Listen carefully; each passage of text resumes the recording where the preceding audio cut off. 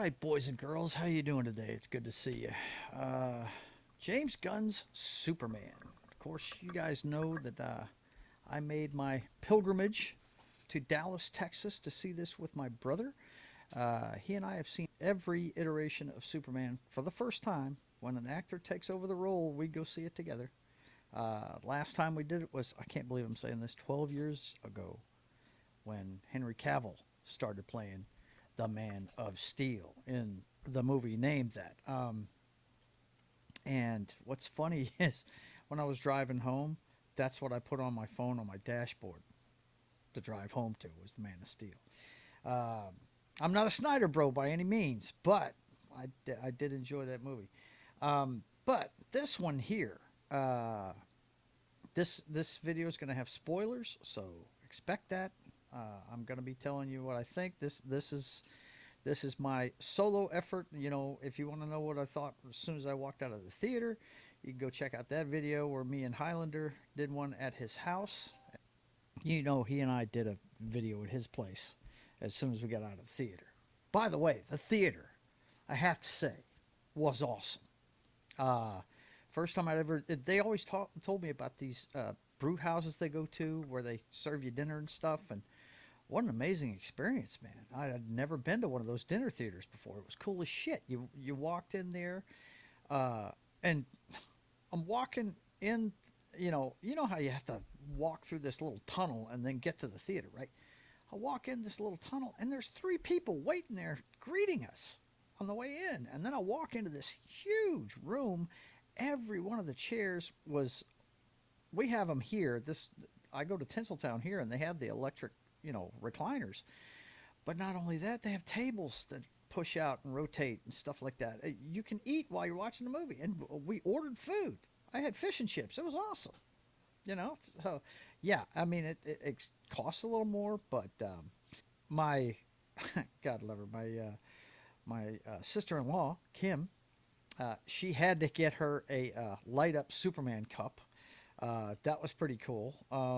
So I didn't buy any memorabilia from this one because, quite frankly, it's not the worst thing I've ever seen, and it's not the best thing I've ever seen either. The Superman stuff I dug. I thought David Cornsweet did a great job. I thought what's her name, Rachel Brosnahan did a great job as Lois, and also, well, I'll get to Lex in a second, but I thought those two did great. The moments they had together were cool, give or take. Him kind of spazzing out, people were going to die. That thing, during the interview, which y'all saw in the trailer. Um, I guess he could get emotional over that, but Superman usually doesn't do that, you know. But hey, this is a different version, right? So, um, I had no problem with the Superman and Lois stuff. I thought it was really, really good, but there's not enough of it. Now, if this is supposed to be an introduction to the entire universe, I guess this is a good movie, but they didn't focus on enough on for it to be a Superman movie. They didn't focus enough on Superman and Lois. And Clark Kent specifically was in it for like one scene. That was it. You didn't see Clark at all. Um, and you know what? When Clark was on the scene, he sounded really arrogant. That was kind of strange to me. But anyway, you know, I, I always got to remember when I'm watching these movies, they're not making them for me. I'm about to turn 60.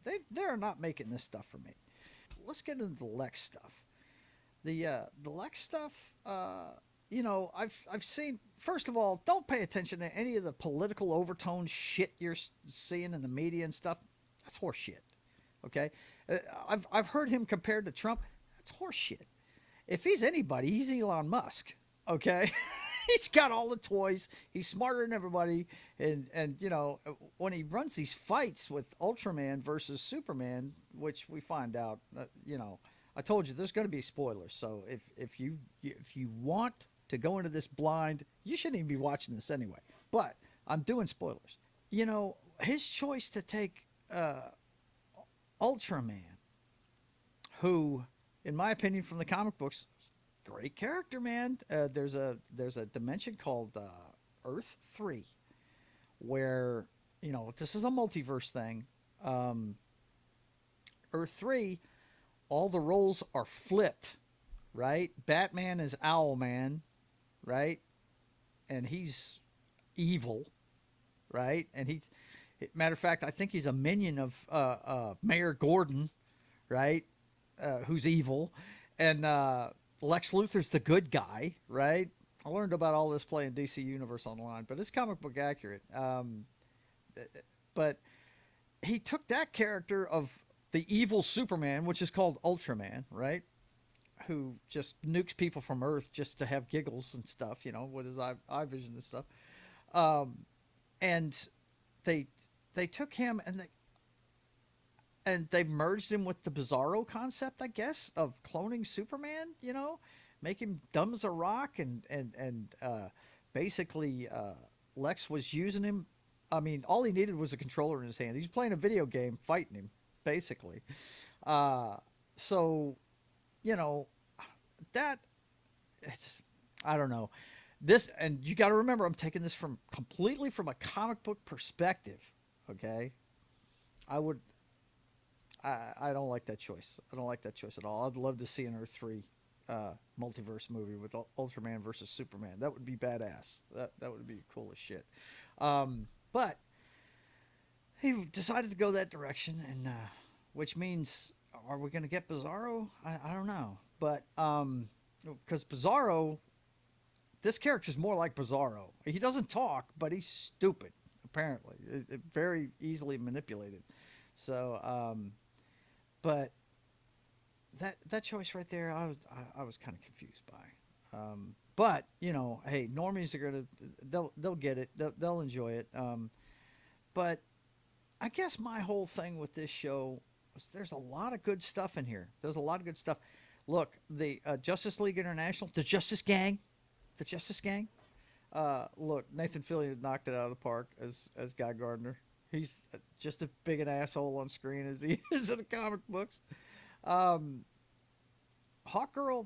I don't think she got really a chance to do anything, which is fine. It's a Superman movie. They all should have been background characters. The guy that stole the show, though, was Mr. Terrific, man. Holy shit. That was cool. But I have to say, and it was one of my favorite parts of the movie, whenever he's wasting everybody at that camp trying to get to that vortex, whatever it is, to get to the pocket dimension. He went crazy with the spheres, and it was really cool. It was neat. It was a neat visual, but it really reminded me of, which one was it? Guardians of the Galaxy 2, when Yondu was whistling his way to killing everybody on that ship with the dagger that he had that he could just whistle. He's doing a lot. He's doing some of the same stuff over again. It's fun as hell. Don't get me wrong. It was great. It's probably the part of the movie that I will always remember. And that's the shame of this. It's a Superman movie, and I don't remember a lot of what Superman did. I don't. Because, he was getting bailed out by everybody. You know what? The Superman moment I remember the most from this film is when he basically... You want to know what I thought of this movie? Look at his reaction to how Mr. Terrific stopped the kaiju fight. That was me watching the movie. Damn, come on, man. Really? I mean, they did some cool stuff. There's some cool visuals. It seems like James wanted to go for really cool looking visuals, and all this stuff. Which, by the way, as far as you've heard a lot of people compare it to the Silver Age and Golden Age comic books. The look of this movie is comic book. It really is. I gotta say that this is the most comic book looking movie I've ever seen in my life. It was really, really cool. The colors, they're not drab like the Snyderverse was and stuff, but that was a different thing, right? But there's a lot of good stuff in here. But if it's a Superman movie, you need to make it the focus of your show. I thought they made Ma Kent just look like an idiot. She just looked dumb as a box of rocks. I understand they're just farming people, But it really says a lot of what Gunn thinks of Middle America, man. Oof, my God, makes her look just dumb as hell. I mean, just bad. Um, I did like. Now, there's a lot of controversy about the message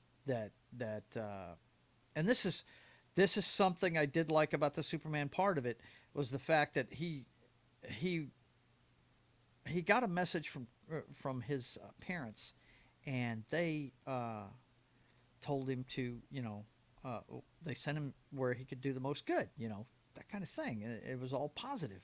And then there's a break in the message, and he couldn't read the rest of it.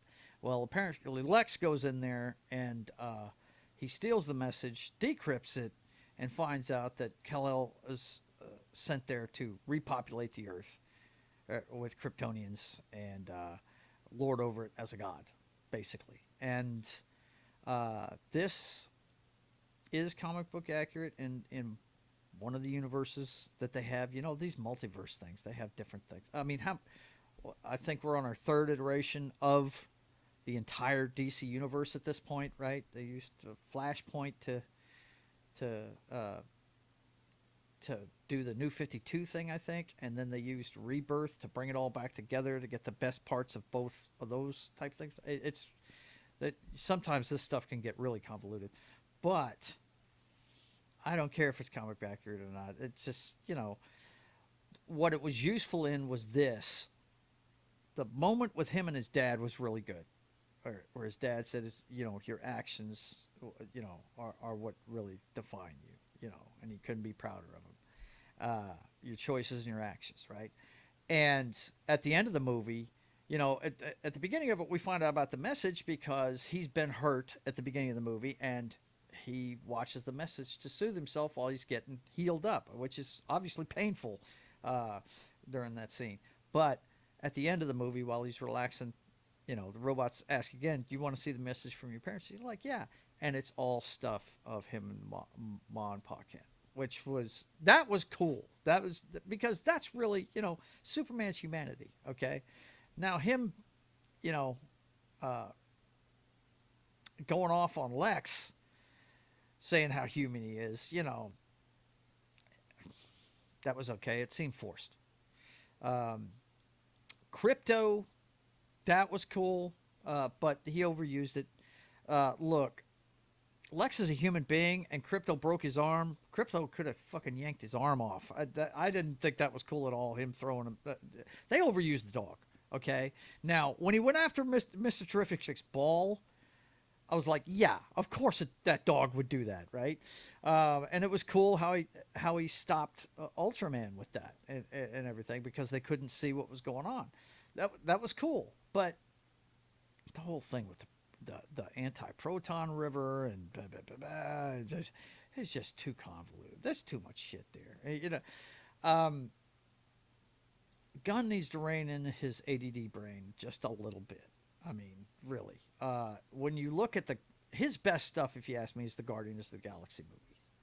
And this leans more towards the second chapter of that, which I think is the worst chapter. It's an okay movie. Like, this is an okay movie. But he got scatterbrained in it. And it's better when he focuses on story, which in the first one, he focused on Peter Quill's story, right? I mean, so emotional, the end of it. When, he saw his mother and his mother said, "Take my hand," And the end of it, excuse me, the entire Rocket Raccoon story in the third one of that Guardians of the Galaxy 3, so good. You know, it had the comedy elements of it, but it had the emotional gravity to it too, and that's what makes it so good. You didn't have this in this movie. You really didn't. I didn't see it.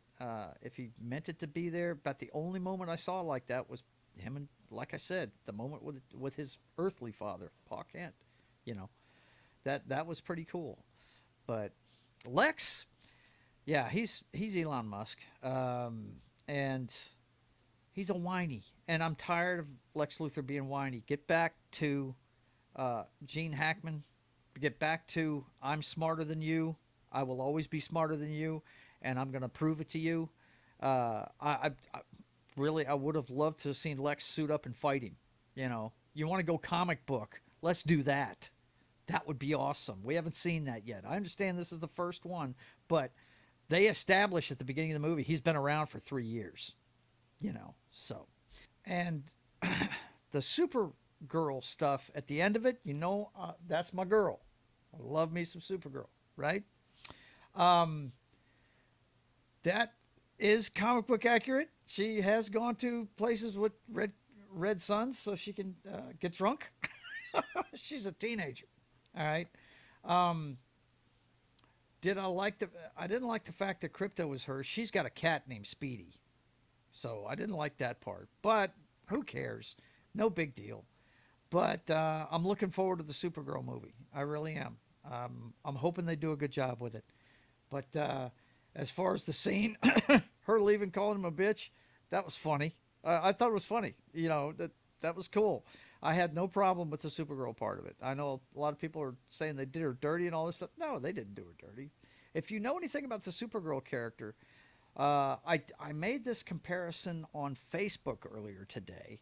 Uh, they had a post, and it was, I want to say, they had all of the live action Supergirls up there, and um, and this is what I said in my comment about it. I said the 2023 version, which was from The Flash, one of the worst comic book movies ever, but it had some good stuff in it. And one of the best things was Supergirl. She doesn't look like her, but I said it was the most comic book character accurate one of the Supergirls we've seen. Uh, Pissed off.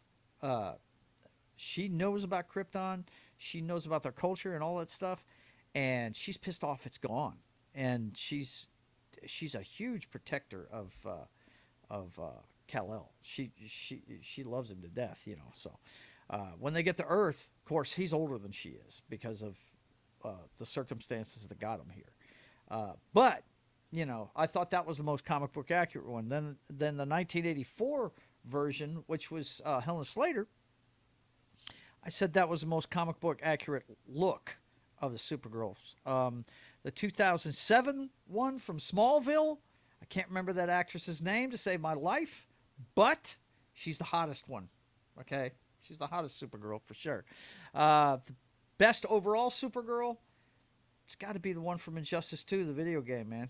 I love that chick. I think she's awesome. Overall, I think she's the best one out of the ones pictured here. The 2015 one, which is the TV show, Melissa Benoist. I said it was well intentioned, but it's basically female Clark Kent is what it is. It's not really Supergirl. And then the 2025 one, which is Millie Alcock, I think she's gonna.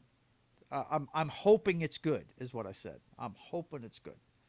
Hoping, and I am going to go see Supergirl. I had plans to go see Superman. I have plans to go see Supergirl. They're both in the can at this point, and but I knew you guys would be wondering what I thought of the Supergirl scene, and I got no problem with it. She is a teenager, and she is pissed off at the world, and the fact that she's going somewhere so she can get drunk doesn't surprise me one bit.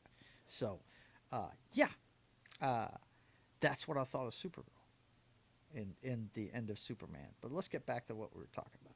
Bottom line is this: when I first saw the trailer for this thing, I loved the direction of the story, and it was the core of the story. It's Superman, a good man, trying to do the next right thing in a world that is not good. Everybody's self-intended. Everybody's watching out for themselves, and he's just not that way. He wants to help people. That is his sole goal, and that's what the core of this movie is. But it gets so muddled in the James Gunness. I mean, he went off the rails on this one a little bit. Is it a fun movie? Yeah, it's fun. But, some of it, I'd say about 40 to 50% of the jokes in this movie are just cringe. I mean, just what, you know? But would I go see it again in the theater? No, I wouldn't. But I'll watch it again on TV sometime. If it's on, I'll watch it. If there's nothing else on, I'm not radically opposed to it. But if you're going to make a Superman movie, make it about Superman. If this was supposed to be the the entrance into the DC universe, and we're going to do a bunch of characters, call it Justice Gang. That would have been a better friggin', you know, title for this. But yeah, there's good stuff in here. But James, man, let's do a little more solid job with Superman next time, man. Listen, guys, I will see you soon. You guys check out the streaming schedule. We got 4 shows a week, plus I'm on other people's channels. You guys check it out, okay? And I will see you next time. Go see Superman. If you don't listen to all this political bullshit and all that stuff. Is it woke? Is it not woke? If you want to find out, go see it yourself. It's worth seeing in the theater once. Would I go back again? No. I've seen it once, and yeah, I tried watching it the other day, and I just couldn't finish it. It's got good stuff, but as a Superman movie, I would put it right dead in the middle of everything else. We rated these the other night on one of my streams. I would watch Superman 1 and 2 and all 3 of the Snyder Superman movies. I'd watch all 3 of those before I'd watch this one again. So, and and I'm not a Snyder bro. It's not that. It's just those movies had Superman in them, and my brother's big problem with it was he was getting his ass kicked the whole movie. I didn't mind that. If you're going to have some kind of drama, Superman can't be all powerful. But, at the same time, he doesn't have to get bailed out by people either. He can overcome.